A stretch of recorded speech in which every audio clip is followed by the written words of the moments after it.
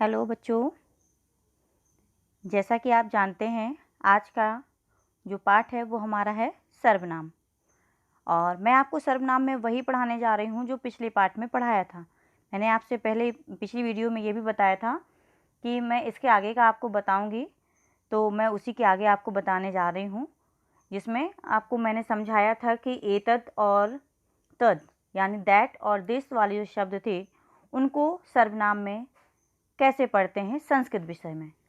तो उन चीज़ों को अब हम शब्दों के द्वारा देखते हैं। अब जिसमें हम सबसे पहले देखते हैं एतद में आने वाले पुल्लिंग शब्द। एतद में जो शब्द आएंगे आपको दिखाई दे रहे हैं और इसमें लिखा हुआ है एषः का। एषा का मतलब है यह और का मतलब कौन। तो पुल्लिंग में इसका मतलब हुआ एषः कौन, यह कौन है। तो इसका उत्तर दिया गया है एषः बालका, यह एक लड़का है। और उसके नीचे लिखा है एषा दीपा, यानी इसका जो नाम है वो है दीप। और एषा आसंदा, वह कैसा है, बैठा हुआ है। इसके बाद लिखा हुआ है दूसरे में देखिए आप एतौ कौ। तो इसका मतलब है जिसमें औ की मात्रा लगती है, ये पुल्लिंग का द्विवचन है। और इसमें जो है वो हमें इसका अर्थ बताता है। एतौ मतलब ये दोनों और कौ मतलब कौन, ये दोनों कौन हैं। और इसके बाद जो तीसरा आप देख रहे हैं बहुवचन में एते के। एते का अर्थ है ये सभी, के मतलब कौन। यानी कि आप प्रश्नों के अनुसार देख लीजिए कि एषा का मतलब यह है, एतौ का मतलब ये दोनों और एते का अर्थ है ये सब, यानी एक वचन, द्विवचन और बहुवचन का। अब इसमें अगर आप शब्द के अर्थ सीखना चाहते हैं तो मैं वो भी बता देती हूँ। मैंने आपको पहला एक वचन के बारे में जितने भी यहाँ लिखे हुए हैं वो सारे बता दिए हैं। अब आप द्विवचन का देखिए, एतौ बालकौ, ये दोनों लड़के। एतौ सिंहौ, ये दोनों शेर हैं। एतौ कर्णौ, ये दोनों कान हैं। यहाँ कर्ण मतलब कान और कर्णौ औ की मात्रा लगने से हो गया द्विवचन, यानी कि दो।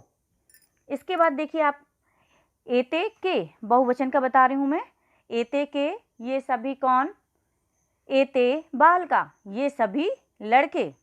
एते काका, ये सभी कौआ। और इसके नीचे देखेंगे आप एते छात्रा, ये सभी क्या है, विद्यार्थी। अब मैं आपको दूसरी पिक्चर में बताती हूँ। इसमें तो मैंने आपको एषा यानी कि जो एतद के शब्द थे वो बताए हैं, और इसके बाद मैं आपको जो बताने जा रही हूँ वो है सह वाले शब्द यानी कि तद वाले शब्द।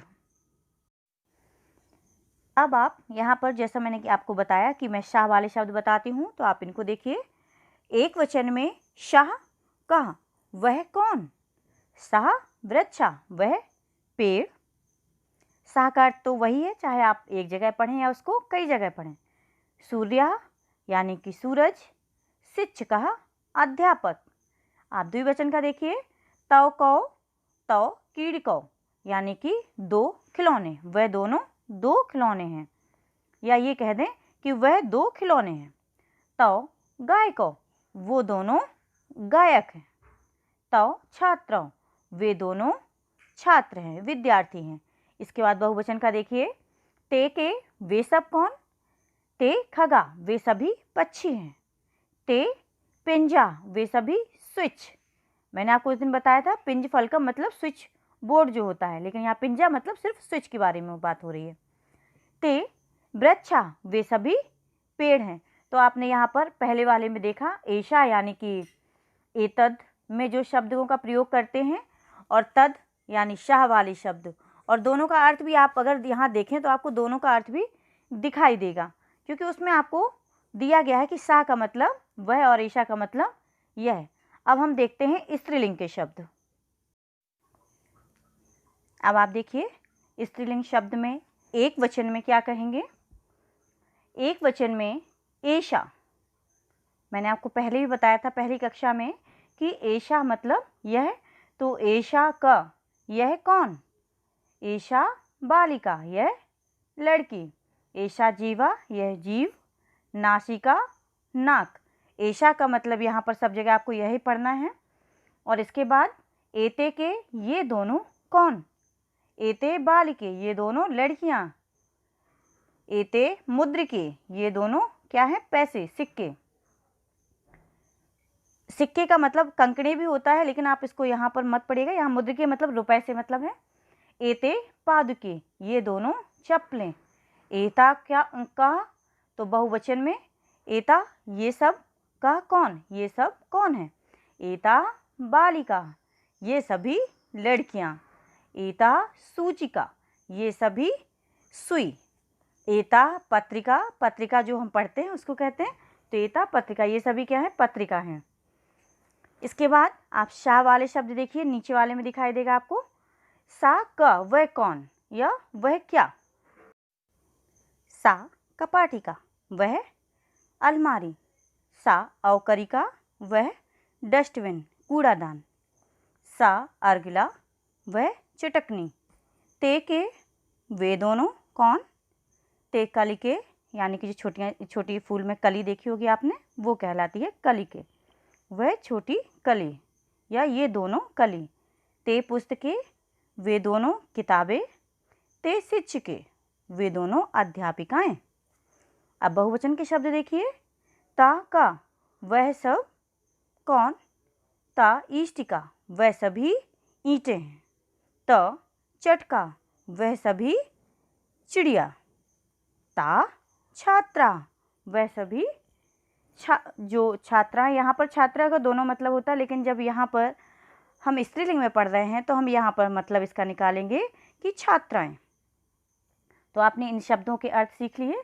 मैंने आपको एशा के भी बताए और साह के भी बताए। अब इसके आगे मैं आपको बताती हूँ कि आप नपुंसकलिंग में कैसे कौन से शब्द पढ़ेंगे या उनका अर्थ क्या होगा।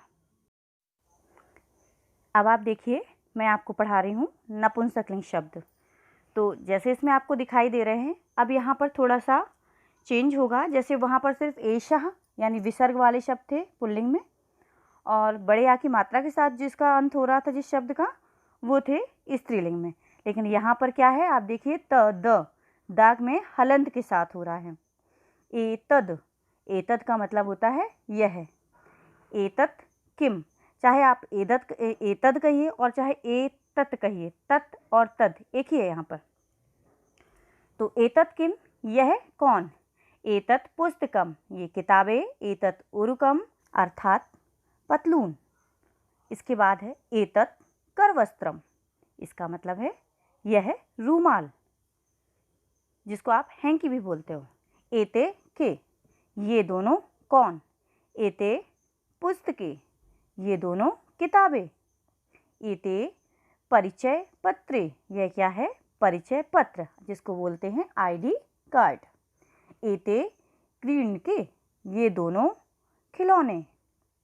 एतानी कानी, इसमें जो है बहुवचन में एतानी, और जिसका अर्थ है ये सब कौन। इसके बाद आप देखिए, एतानी पुस्तकानी, ये सभी किताबें। एतानी कंकणानी, ये सभी क्या हैं? जो कंघी होती है वो। एतानी व्यजनानी, ये सभी पंखे हैं। इसके बाद तद वाले शब्द देखेंगे। तद में तत् किम, वह क्या? तत् कंदुकम, वह गेंद। तत् नीणम, यह वह घोंसला। ते के, वे कौन? ते छत्रे, वे छाते। यहाँ दो के बारे में बात की जा रही है, दो छाते। ते उपनेत्रे, यानी दो चश्मे। ते चित्रे, यानी कि दो चित्र। इसके बाद आप यहाँ देखिए, तानी कानी, वह सभी कौन? तानी संगड़ कानी, वह सभी यंत्र, यानी लाइट से चलने वाले यंत्र।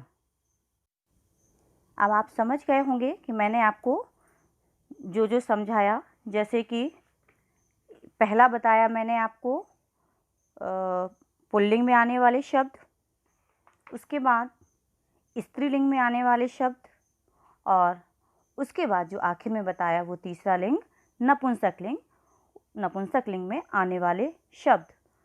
तो यदि आप इसको अच्छी तरह से समझ गए होंगे तो मैं आपको इसके आगे जो और पढ़ाऊँगी तो आप वो अच्छे से पढ़ पाएंगे। यदि आपको कभी कभी जिन शब्दों के अर्थ नहीं आते हैं तो आप पाठ में दिए हुए शब्दों के जो अर्थ हैं वो भी पढ़ सकते हैं, जिससे कि आप अपने आप ही उस शब्द का अर्थ निकाल सकते हैं। आशा है आपको ये पाठ अच्छी तरह से समझ में आया होगा। धन्यवाद।